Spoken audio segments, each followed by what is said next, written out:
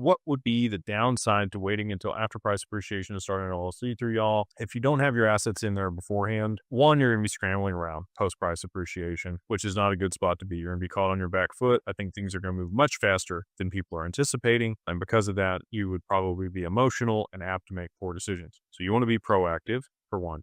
Two, seasoning in bank accounts. And it's a business bank account versus a personal bank account. Let's say you liquidate 7 figures in crypto and you're excited. You're going to send it to your bank account and then they flag it and they freeze it. You don't get access to it. And now you've got to hire an attorney with what money? Which you don't have the money for the attorney to be able to hire to, send the letter to the bank and let them know you're going to sue them to make sure that your account gets unlocked. It's just not a good position to be in. If you've had a bank account for 3 to 6 months associated with your LLC, you're going to be much less likely to get flagged or frozen when you send large amounts of money there.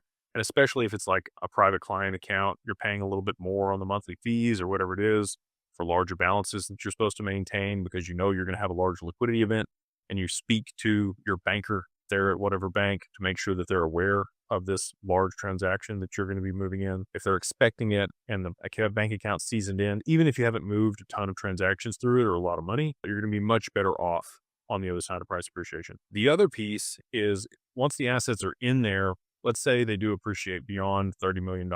You're not going to have to worry about the taxes, even if you waited. If you do it the right way, moving the assets in there aren't a problem. But if you wanted to gift them out of the LLC into a trust, you're going to want to gift small portions of equity of that LLC and get a 409A valuation done on it. That's going to squeeze the value of the assets down so you can gift more out of your taxable estate. Most people are going to have a trust and an LLC outside the trust and keep a portion of their assets in the LLC outside of the trust to tax arbitrage the trust. And the way that works is any revenue that's more than $15,000 inside of a trust, and you tax at 37.5%, unless you're working with these crazy people that say they defer taxes in perpetuity or you're able to evade taxes with this type of trust. Don't trust those people. Those are scams most of the time. Anyway, so there's a lot of reasons that you would want to set up the LLC before price appreciation.